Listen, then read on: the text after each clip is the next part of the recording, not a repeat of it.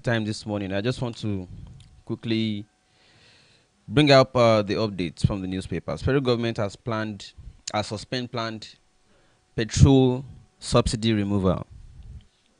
Although we have had so many scams in the country since history, and the latest is this man. They told us there's nothing like subsidy that was scam under Jonathan. So they came in and said they are now removing. Oh, sorry, we protested in 2012 that they should not remove it. Okay, fine. Now they told us it didn't exist, it was all a lie. That they were just enriching some of their friends in the petroleum industry who were independent fuel marketers. Okay. Wari came in and then said, okay, we have to remove this thing. Ah, you are removing what does not exist. Okay, fine.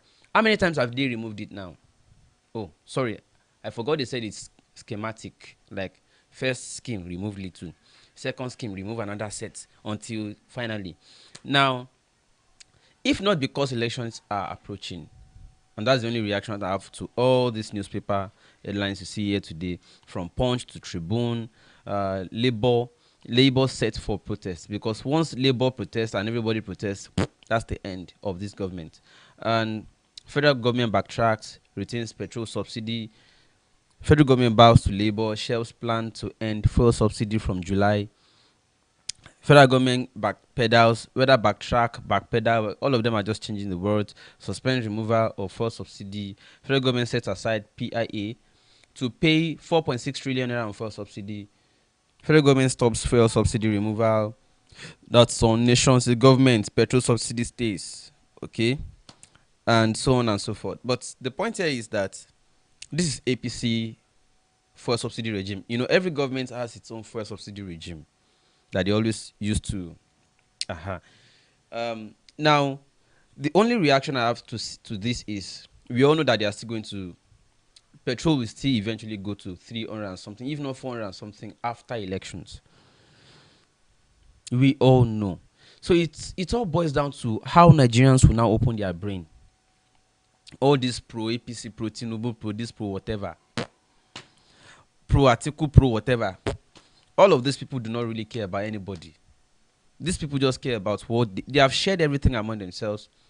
One family is in charge of generator, one family is in charge of fuel, petrol, another set of people control the oil wells, another set of people control a network and data, another control cement, another control, they distributed this, and whenever they needed more money per sector, they increased our suffering to become richer. They increased our suffering to become richer. Now they are going to bring out 10, they are using us to raise this money because they control means of ownership and means of production and distribution of goods and services.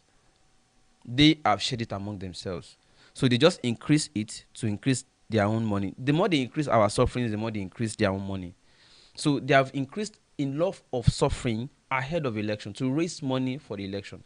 Now they are going to pump the way these people control, and Nigerians know. How we don't even come to understand that this is what these people are doing beats me. But we will not stop. We'll just continue to speak about these things. Continue to educate more people. One day, will be one day. But we will not stop talking about these things. Gentlemen and ladies, that's all the reaction I have. It is because of election. They do not want a protest that will affect or demarket their party. But trust me, once they get back to power, hey, Shangbao. So, but for as long as Nigerians still like it too, they are still defending the problem. I don't have wahala. All of us go there together, suffer. Gentlemen and ladies, I hope you have not forgotten these people. Nobody has sent anything. I understand January is tough for a lot of people, but there's a development here, and I must let you know. This married couple were at the hospital yesterday. We were supposed to be there again today, but we have a reschedule. Today is supposed to be for the surgery, but we met a more senior doctor who prefers that we do something more comprehensive other than just opening or separating the leads. She wants a more senior doctor wants us to do something more comprehensive. And so today will be a long surgery day for her. And so she decides we want to pay special attention to this case. So let's suspend. It's just that it's now going to cost more money to do that more comprehensive surgery. They need your help. Please, we are broke. Like, when I say we, I mean personally. My own involvement too don't broke me, and we are in January. I don't broke. on top this matter, please reach out to the husband, send something to them. Because ever since I've been mentioning this case, we have not really seen responses. We have not seen responses that we expect. But I understand it's January. But that is the husband's account. Please, we need more money now than before. So they gave us another date for the surgery the last week in February. So, but between now and then, there are other things we are going to be doing. You know, I can't give all the details now. But just understand, send to them, please. You can do me screenshots once you send, so I can always check with them and confirm that we have, they have what we will need. Yes, for their upkeep, and at the same time, fund for the surgery. Okay. There are 2 other cases you remember, but I don't even know which one to call more pressing need right now. All of them are emergencies. And see, these are the problems the government will cause and abandon. They will cause the problem and abandon. They will cause the problem and abandon. They leave us as citizens to be grappling with all these problems. You see? But they will be going to parties spraying money because they know that Nigerians love to be entertained. Nigerians don't really like problems to be solved. They love to be entertained. So they give you entertainment. They pump the billions into it. Look at these families that they have turned to, I don't know what to say now. And at the end of the day, they abandon them. They abandon them. Till today, we have not heard. The commissioner of police is on his way out now. They have appointed a new one. We already have a plan to petition the new one again. Your governor, we tag him every time. He is aware. He doesn't want to do anything. Your godfathers, all of them are aware. But it's deliberate. Shegun, calm down. Gentlemen and ladies, that is all for today. I don't want to say more than that. I'll see you again another time.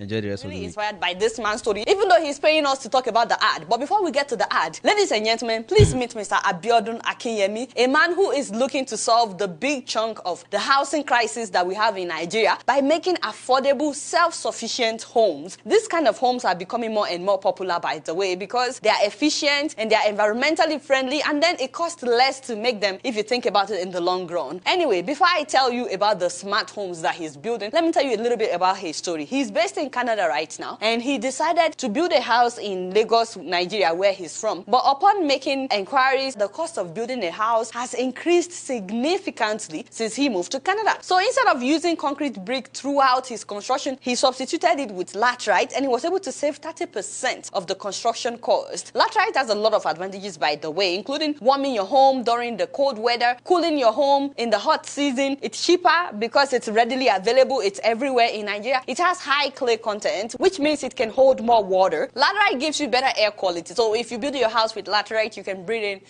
better air quality. You can even recycle it. So if you build a house with laterite and you don't like it, you can break down the house and use the brick to build another house. And that's just to name a few of the advantages. But he didn't stop at building his personal house. He decided to make his house self-sufficient, off-grid, which means that he's not going to be dependent on the electricity from the Nigerian government. So he's using solar power, and he's also not going to be using power generator, so there will be no noise, no air pollution. At the same time, he's not using the regular sockaway that everybody uses in Nigeria. He's disposing his own waste material by decomposing it, and he's generating his own water. So once the house is completed, he doesn't need anything from them. And this is why they call this home self-sufficient, off-grid homes. That alone inspires me. The fact that he was able to find an alternative to just spending so much money on building a house, and the fact that he doesn't have to depend on the government. He made himself a self-sufficient house. That is the inspiration for me. But then he took it a step further. So after learning from his own experience, he wants to do the same for others, except that he wants to do it better. If you see the picture of the house, you may not be too impressed by the aesthetic, but he calls this the experimental house, because what he has decided to do is to now mass produce this kind of house for other people. In case anybody out there is interested in having a house that will be self-sufficient, he has bought acres of land in Lakwe beachfront in order to construct an off-grid estate. And what you guys are seeing is is what he would be constructing. All these houses would not be using NEPA, and they will be constructed with laterite bricks. If anyone is interested, he's looking for 10 people, just 10 people to start out. The price starts at 34 million naira for 3 bedrooms, and you can pay in installments. He has a contract readily available, readily prepared, which you can share with your lawyer to know if that's a good deal or not. I mean, some people may feel like that's a lot of money, but it's a one-time payment that you no longer have to worry about electricity bill. You no longer have to worry about paying them to empty your sock away and stuff like that. It's a one-time payment that you know that from beginning to end, you know your house is complete and self-sufficient. Anyway, I asked him, by the way, I said, what if someone is interested right now and they decided to pay you, and along the way they decided they're no longer interested, they don't like what they are seeing? And he said to me that your money is refundable, as stated in the contract. He said he will give you back 95% of the money, and the remaining 5% is for administrative charges. He's using a system of interlocking bricks instead of the traditional style of construction, and this system results in a house that is 10 times stronger than traditionally built house, and also more terminally efficient. Each home would have its own fire system, and will be conveniently located by a fire hydrant in order to make it easier for fire crews to help just in case of an emergency. We'll be building common areas that will have a gym, a playground, swimming pool, ball courts, grocery stores, and so on and so forth. And more importantly, the houses in his estate will reduce global warming and human carbon footprint. So guys, if you're interested, please check him out. This is his website.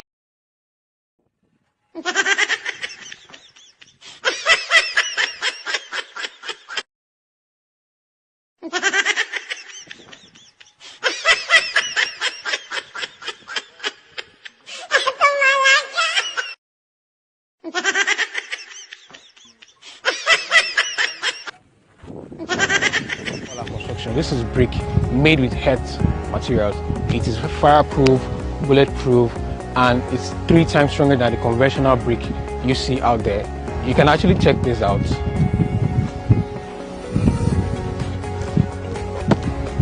So let's see how strong it is.